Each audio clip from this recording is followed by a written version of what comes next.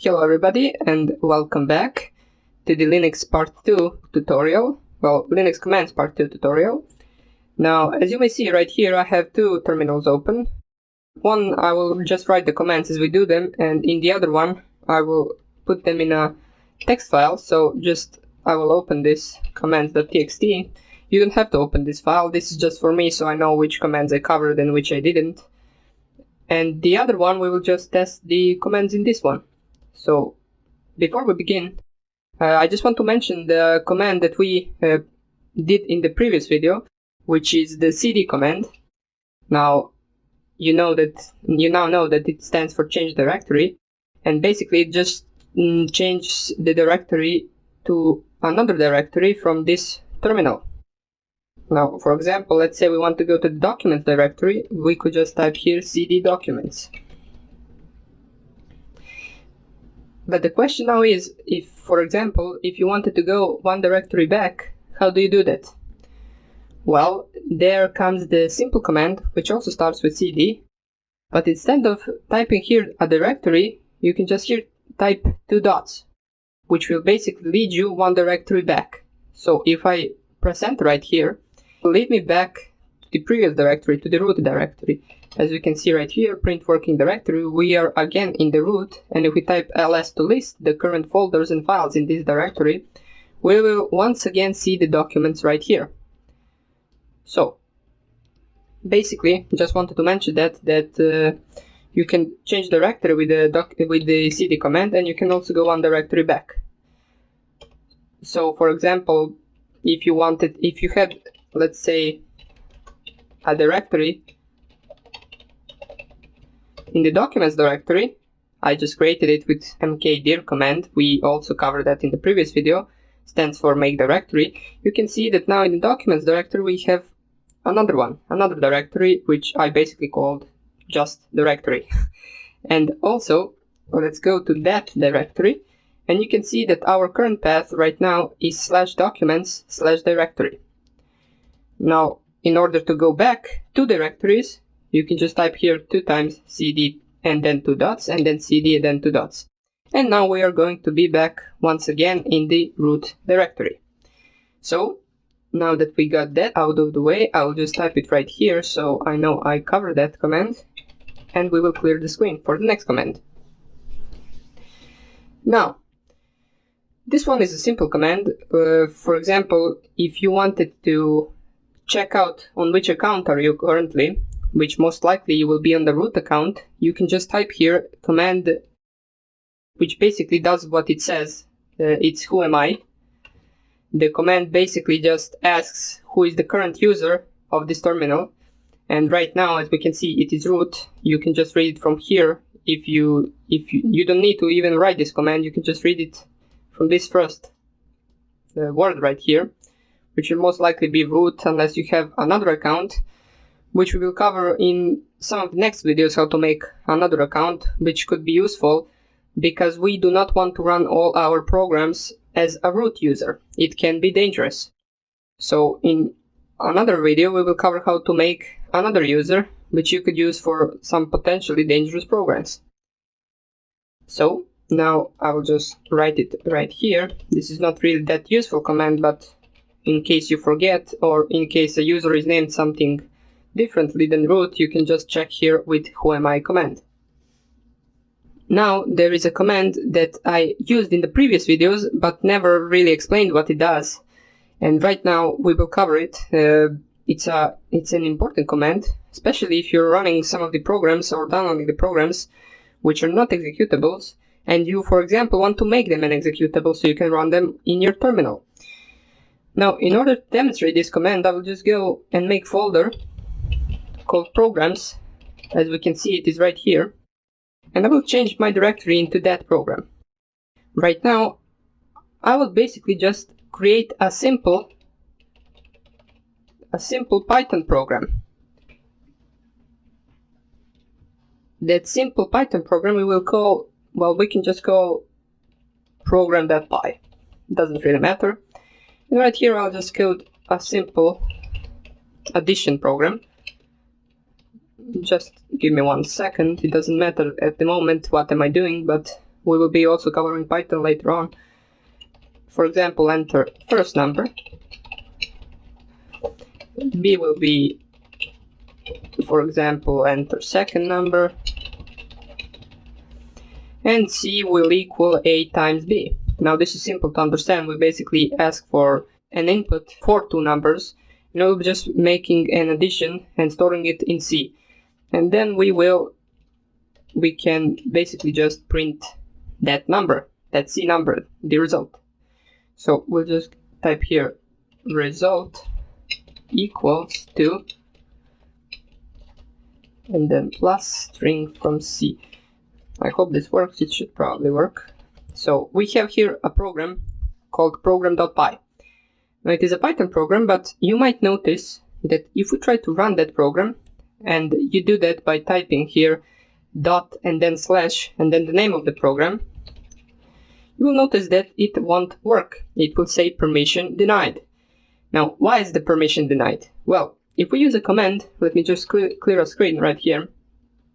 If we use a command that we covered previous video, which is ls -la, we can see all of the files in the current directory, also the hidden files, and also our program.py. Now, what interests us here is this part right here. Basically, these are just modes that are enabled for this file. R stands for read, W stands for write, and X stands for execute. Now, you might notice that in our program.py we don't have an X, which stands for execute, therefore we cannot really execute that program. In order to make that program executable, we want to type here chmod plus X and then the name of the program. Now, if I click here enter and type here LSLA again, you can see now that the program changed its color, and not only the color, it also added the X, which stands for, as I said, executable.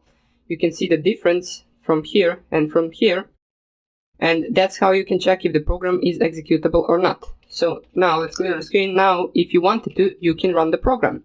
It will ask us enter first number, let's say 3, enter second number 4, and it will say result equals to 12. Now, this command is important and you should learn it. Be used to make any program that is not executable and executable. So now that we got that command out of the way, I will just remove this.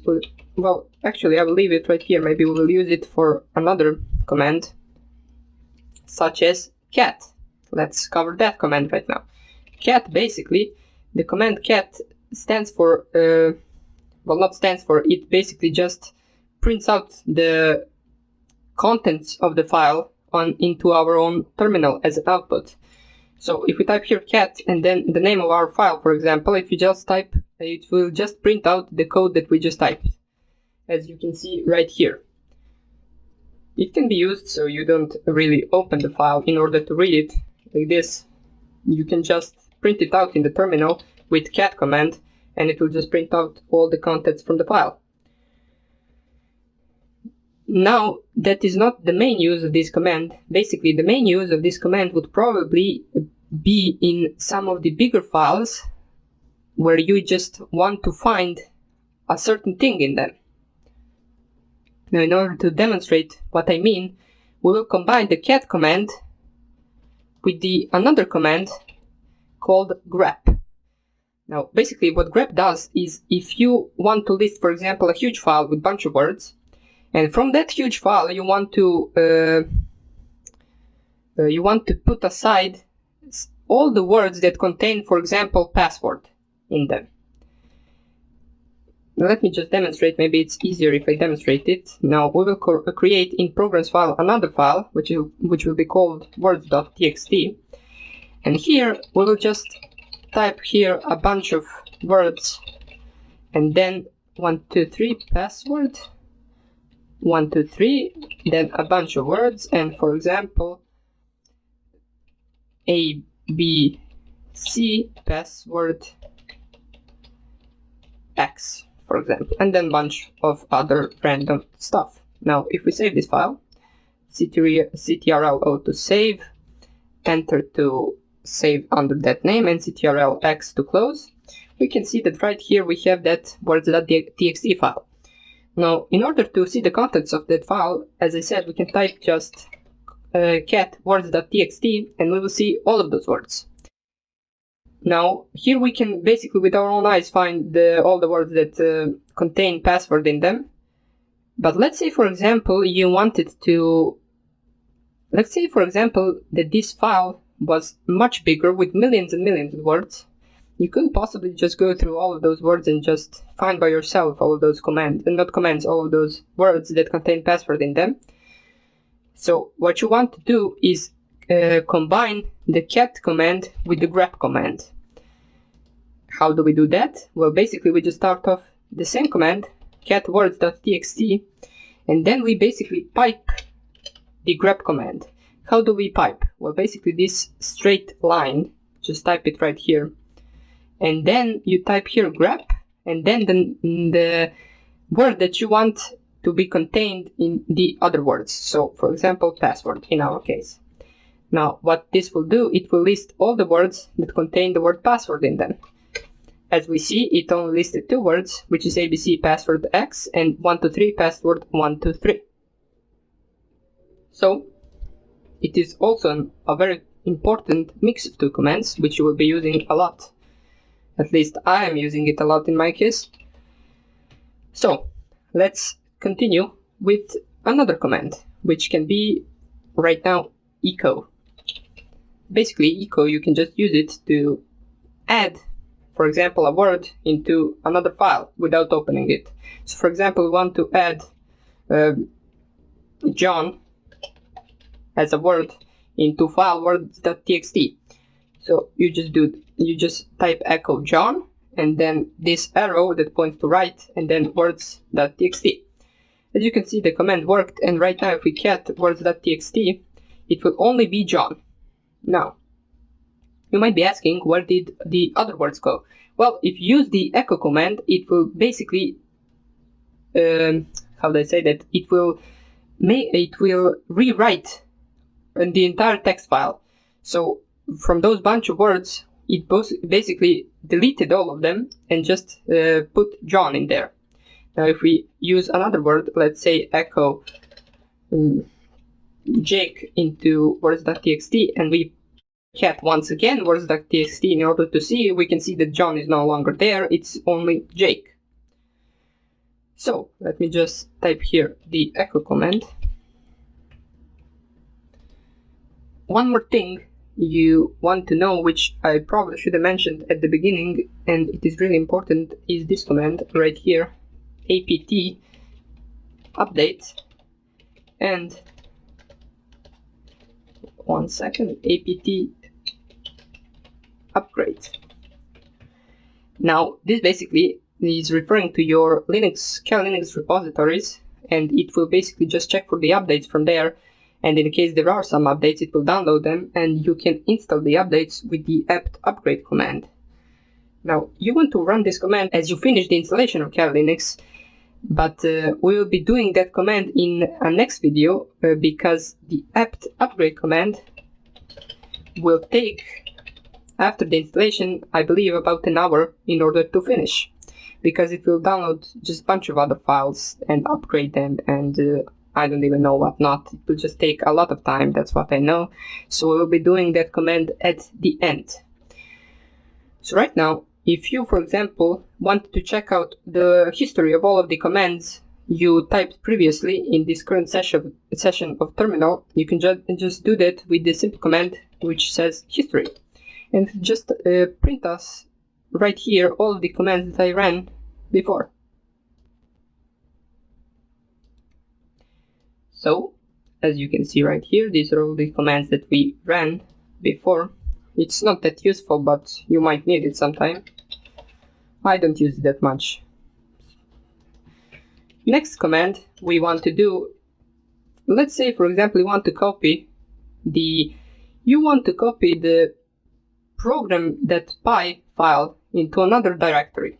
So we'll just create another directory in this program directory. So we'll call it test directory, for example. And now you can see that we have the test directory, which is blue, and the green program.py file, which is an executable. Now, you want to, for example, copy this file into the test directory. We do that with the simple cp command. Well, cp basically stands for copy, and you just type here the file that you want to copy, which in our case is program.py, and then you type here the directory you want to copy it in. And in our case, it is test. So just press here enter, and basically, as you can see right now, if we change directory to test, we will have also a program.py there. And they're basically identical. So if we get this program.py in test directory, then we go one directory back and get here a program.py, they're basically identical because we copied them. So let me just put here a cp command. We finish that command. But let's say, for example, you didn't want to copy that file. Let me just delete it from the text directory. You wanted to move it. It is no longer here. You wanted to move it from programs directory into test directory. You do that with mv command, which stands for move program.py, and then the directory where we want to move it, so test in our case. You can see right now, if we type here ls in order to list all the files, we can see that the program.py is no longer here. It is now moved to the test directory. So we type here ls in the test directory, and now it is only here. Now, this command can be used for two things: in order to move files from one directory to another directory, and in order to rename files. So for example, if I type here move program.py, and then I don't specify a directory where I want to move it, but I specify another name for the file, so let's say another name.py, which is not a directory, it is a file, it will rename the program.py into another name.py. As we can see right here, there is no program.py, now the program is called another name.py. And if we cat it right here, we can see that it is the same program that we typed before. So it is also important to know that it can be used for two things, which is rename and move, just so you know. And now we can basically, right now, we can cover some of the more basic commands, such as man. Now, this command basically is used for opening a manual for any other command. So if we type here man cat, it will open us a file which will basically give you all the options available for the cat command. As you can see right here, it can be used for any other command. So basically, if you type here man cp, it will open up a manual for the cp command, where you can see what else you can do with the cp command. As it says right here, copy files and directories. Now, for example, you can type here man history. Now, I don't know if it has, yes, it has the manual for the history. It basically has manual for all the other commands. These manuals are already pre-installed on the Linux. You will have them with the installation of it. So you can just check out if you forget what some command does or something like that. You can just type here man and then grep, and it will basically open you up with a manual, and you can just read right here and use the command. So now that we got that out of the way, you will be using manual a lot in the programs later on, which you do not know how they work. So you will be opening up a lot of manuals in order to find out the command that you need to use in order to run that program. Also, if we, for example, wanted to, let's say, locate some of the files, we, for example, forgot where we saved the file, and we want to locate it, we can do that with a simple command called locate. So let me just try here with another name.py. If, for example, yeah, I don't think it will work like this. I'm not really sure why. But for example, you want to locate every file in the system which has Word in it, you can just type here locate, and you will see that it will print up a bunch of these files, and they all have, in some of the part, they have a word in it. So let's see right here.